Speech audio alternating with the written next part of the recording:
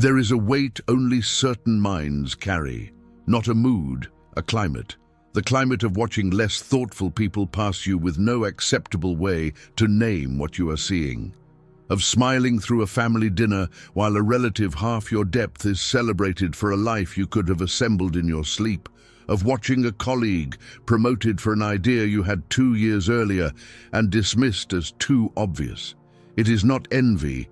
Envy would be simpler. It is a cold, private puzzlement. Why are they arriving and you are not? And no one can explain it in a way that does not flatter you falsely or shame you unnecessarily.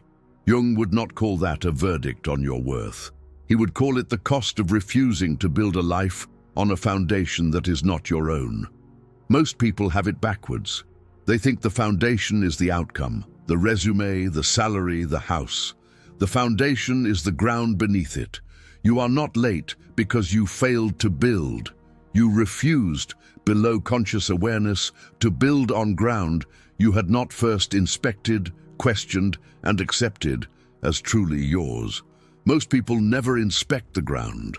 They inherit a template at 19 and spend 30 years raising an impressive building on ground they never examined. The building is admired. The hollowness at 40, at 50 is not psychological, it is architectural. Borrowed ground carries only the weight of the borrowing. That is why so many who arrived early collapse quietly midlife, while you, apparently unbuilt, sit at the edge of your arc with an unspent power you have been mistaking for failure.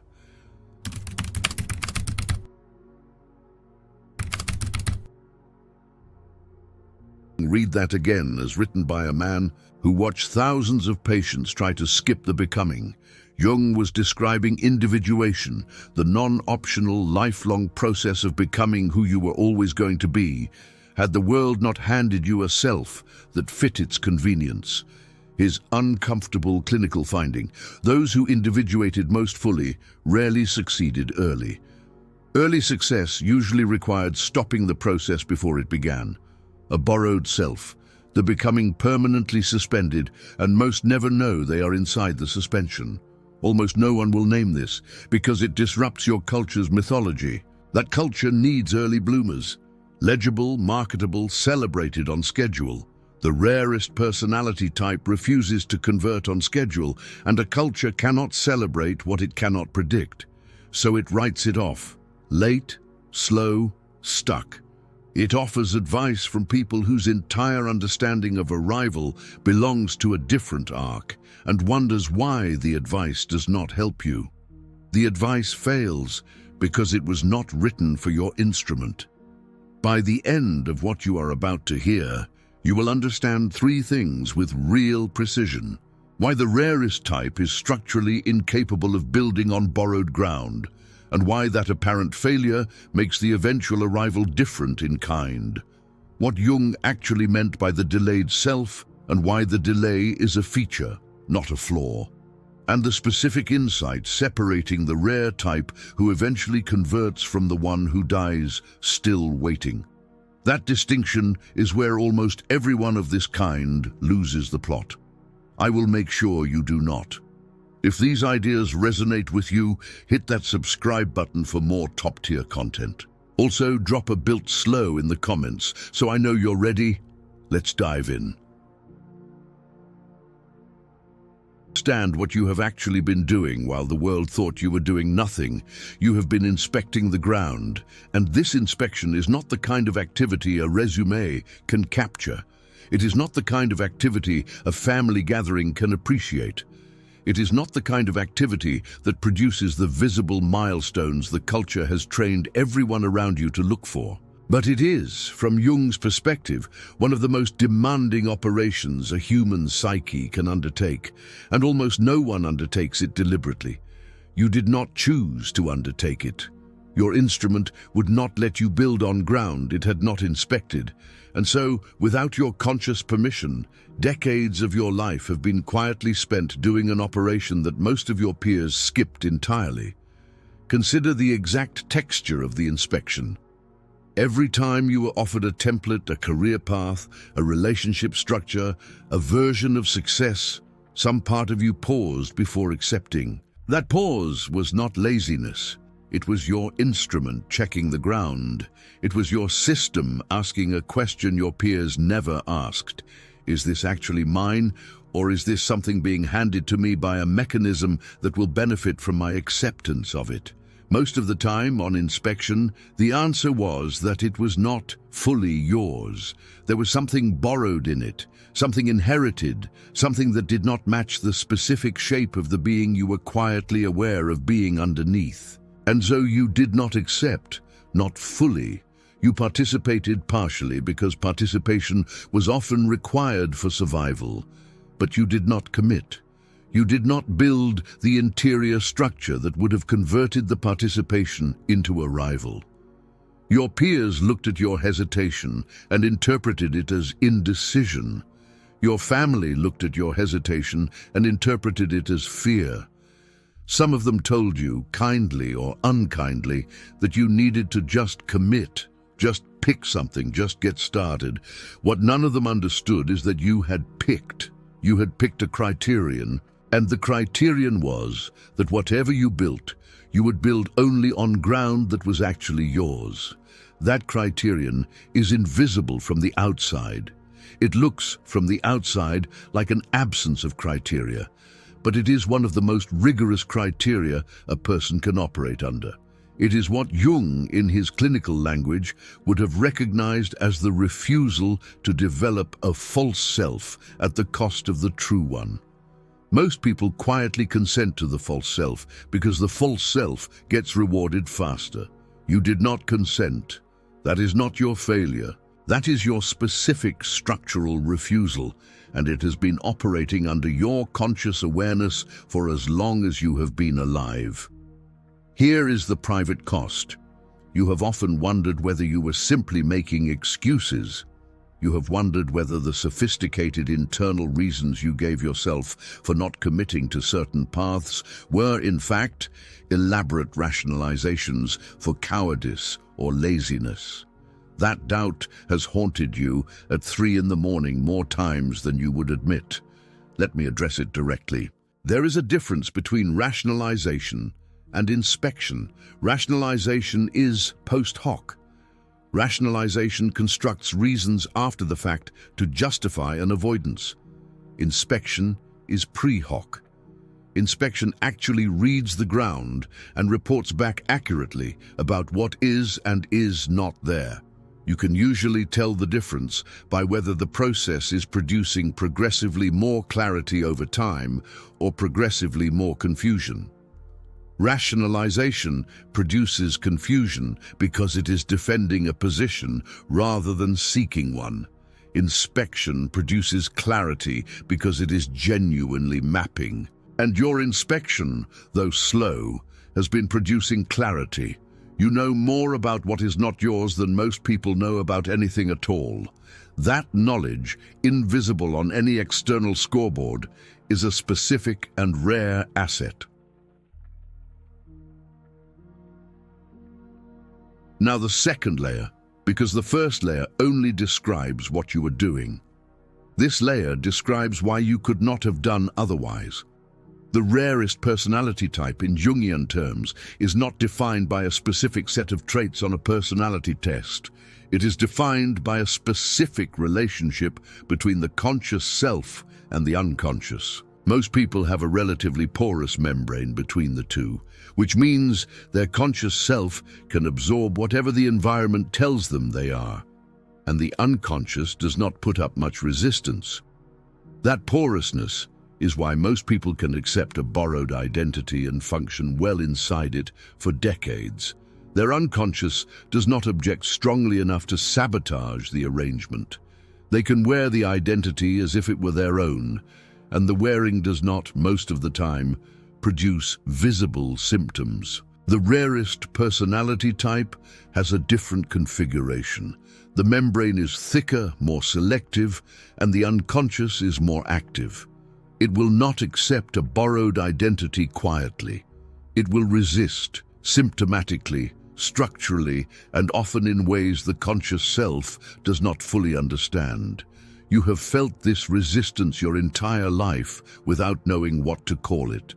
You have felt it as a specific inability to sustain enthusiasm for paths that everyone else told you should be enthralling. You have felt it as a mysterious loss of energy in situations that were supposed to be, on paper, exactly what you wanted.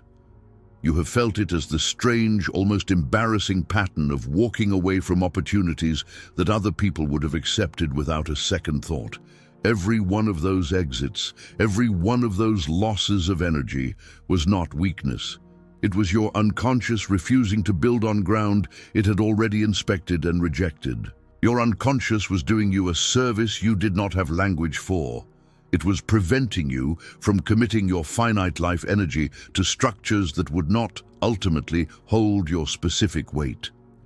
Here is the shame that cycles in, and I want you to let it cycle briefly before I lift you out, because part of you is doing the math right now.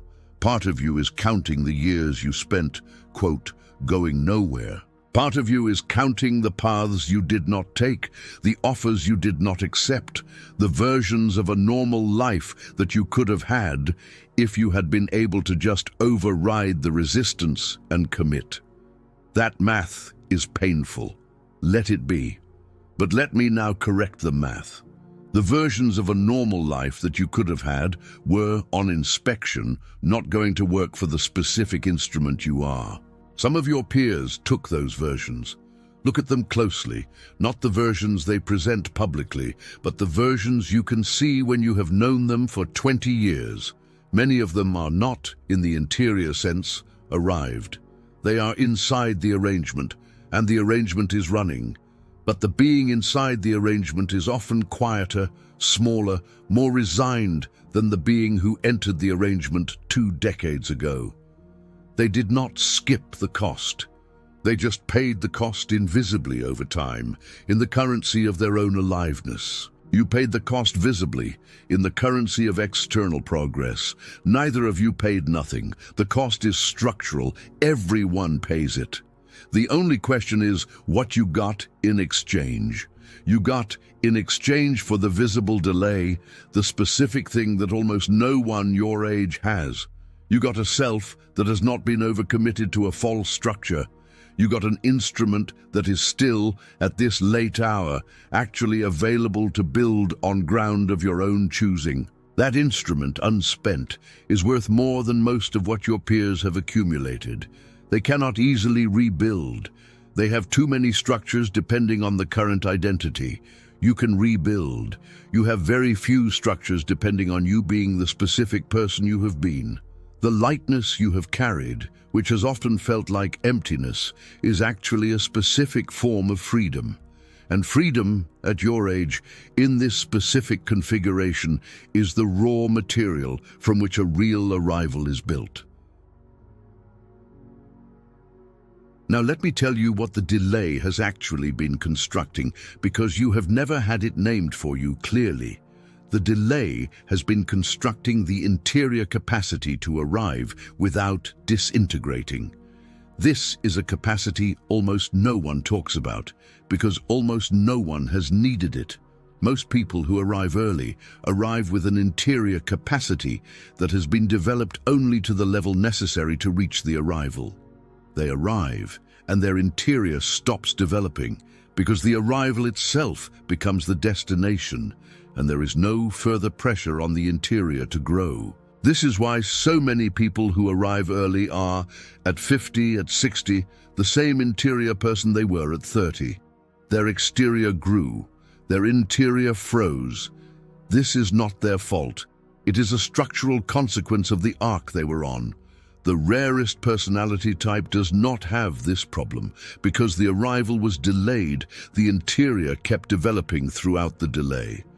Every year of not yet arriving was a year in which the interior instrument continued to be built, refined, and complicated. By the time this type does arrive, the interior instrument is not merely capable of the arrival, it is capable of the arrival, plus another 20, 30, 40 years of continued development that most of the early arrivers will never access. This is why the late arrival, when it happens, so often produces a different quality of outcome. The person who arrives late has been building the container for the arrival for so many years that when the arrival lands, the container can hold it. The person who arrived early built only enough container for the arrival itself, and when the container has to hold anything beyond the initial arrival, it often cracks. Consider the specific texture of what this means for you. Every book you have read, every long walk you have taken in which you seem to accomplish nothing, every conversation you have had with yourself in the middle of the night about who you actually are, every relationship you exited because you could not remain inside the version of yourself the relationship required, every job you left, every path you did not commit to, was building the specific container that will eventually hold your actual arrival. None of that was wasted. All of it was construction. The construction was invisible because it was interior, and the interior is precisely what no external scoreboard measures. The scoreboard reads 0. The interior reads a specific, rare, difficult-to-build kind of depth.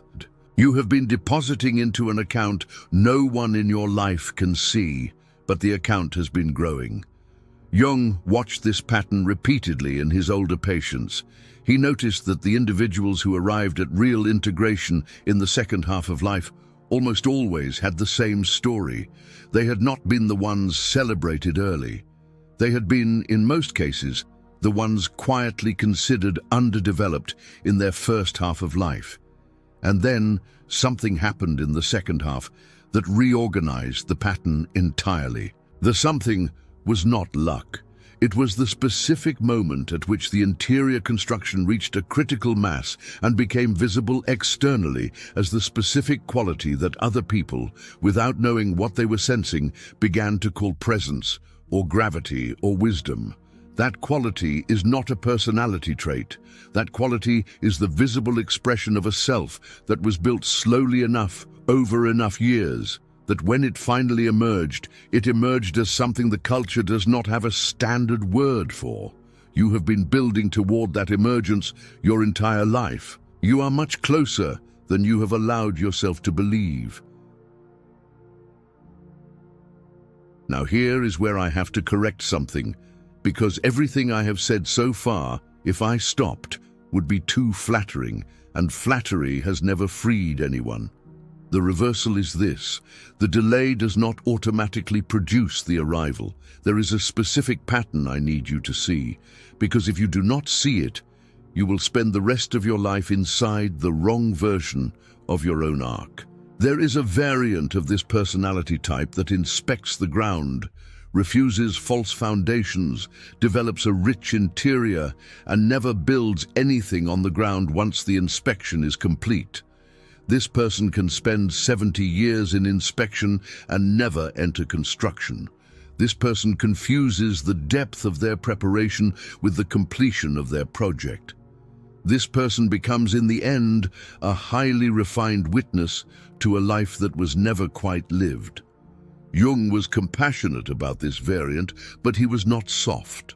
He recognized that individuation is not merely the refusal of the false self. It is also, and equally, the eventual embodiment of the true self in visible form. A self that never embodies is not, in Jung's terms, fully individuated. It is merely differentiated, and differentiation without embodiment is one of the specific tragedies of the deeply thoughtful mind. You need to hear this precisely. The people around you who told you that you needed to just commit were not entirely wrong. They were wrong about what you needed to commit to. They wanted you to commit to their template. That commitment would have destroyed your instrument. But somewhere inside their crude advice was a truth you have been avoiding.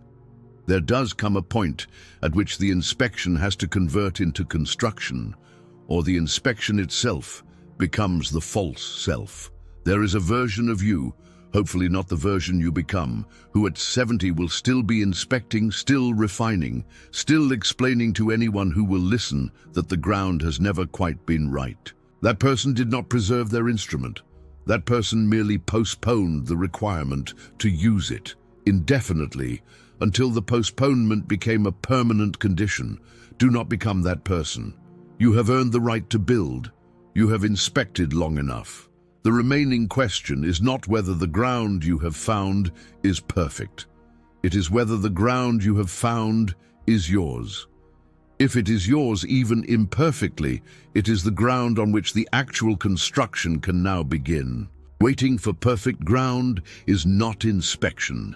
Waiting for perfect ground is fear wearing the mask of inspection. And I want you to be able to tell the difference from here forward. Now the operational layer, because a video that ends at diagnosis is the specific kind of content that keeps the late blooming type late forever, and I have no interest in being part of that mechanism. The first operation is the acceptance that the ground under you now, if you have inspected it and it feels like yours, is the ground. There will not be a better ground.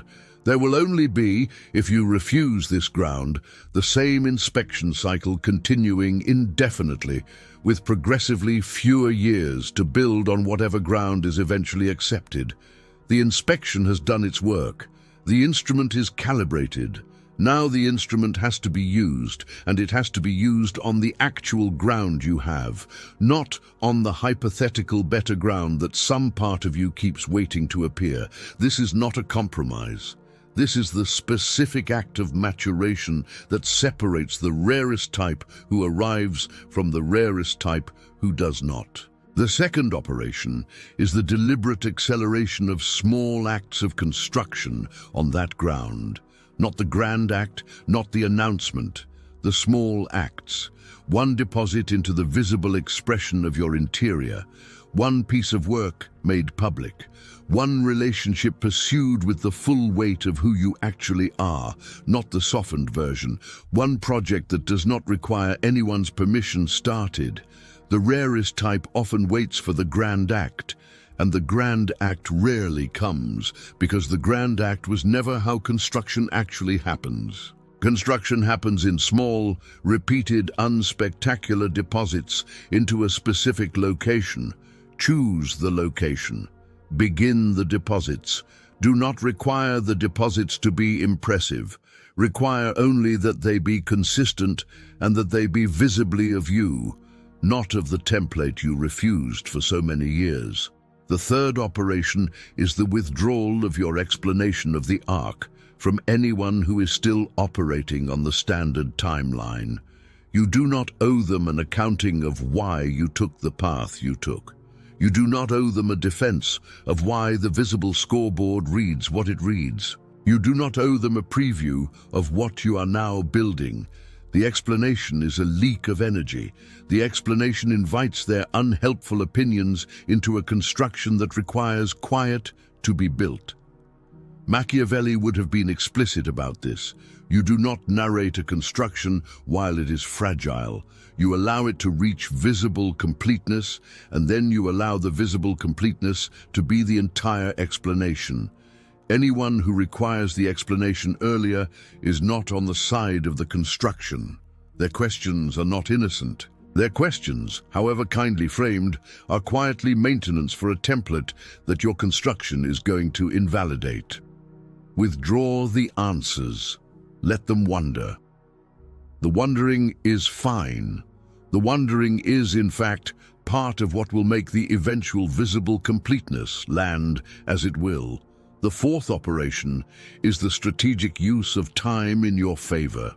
You are, if you have been listening to this video and recognizing yourself, probably at a stage of life at which most of your peers have already committed their remaining decades to structures they cannot easily leave. You have not made that commitment, which means the remaining decades of your life are still largely uncommitted. This is an enormous asset that most of your peers cannot access.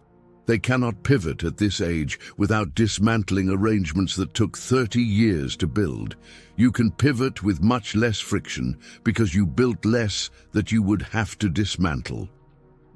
The specific decades in front of you are, in effect, a larger open field than your peers have access to.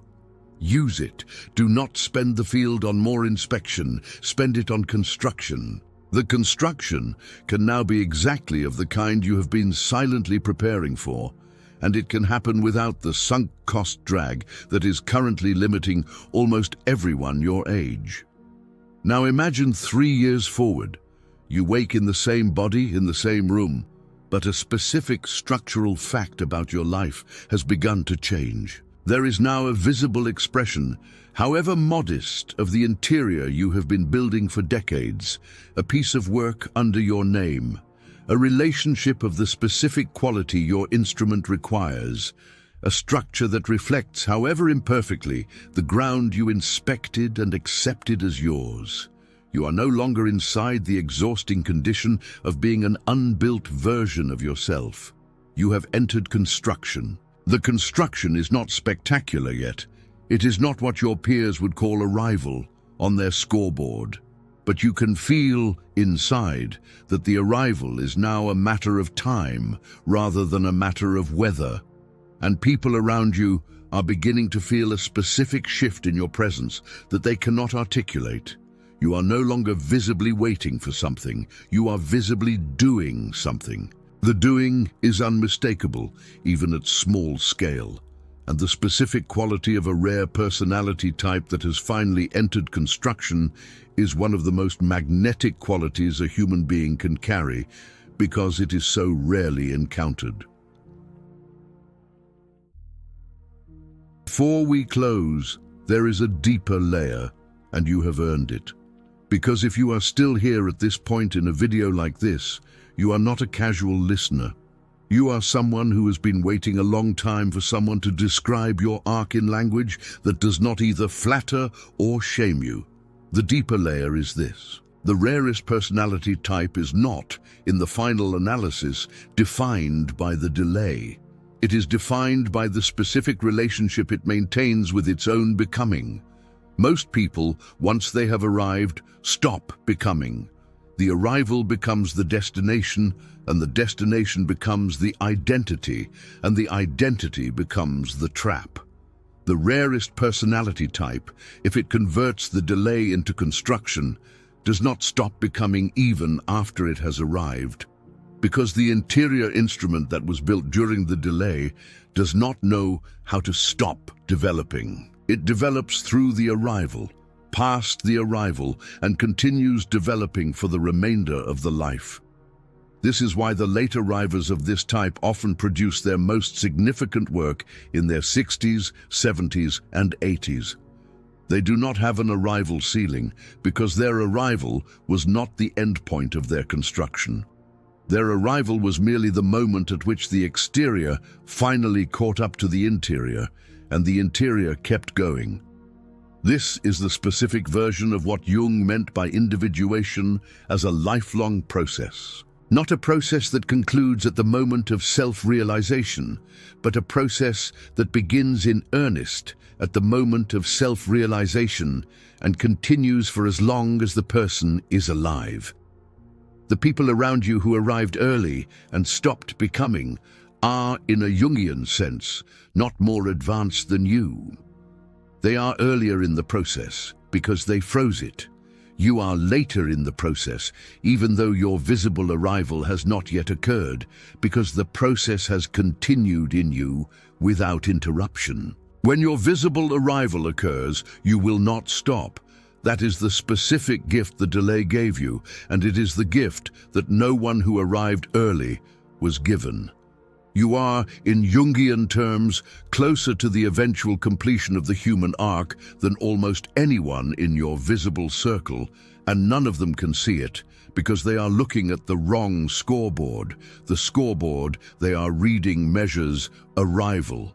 The scoreboard that would show you accurately measures becoming. And on that scoreboard, quietly, without anyone in your life keeping track, you have been accumulating a lead that will, in the specific timing your instrument requires, become visible.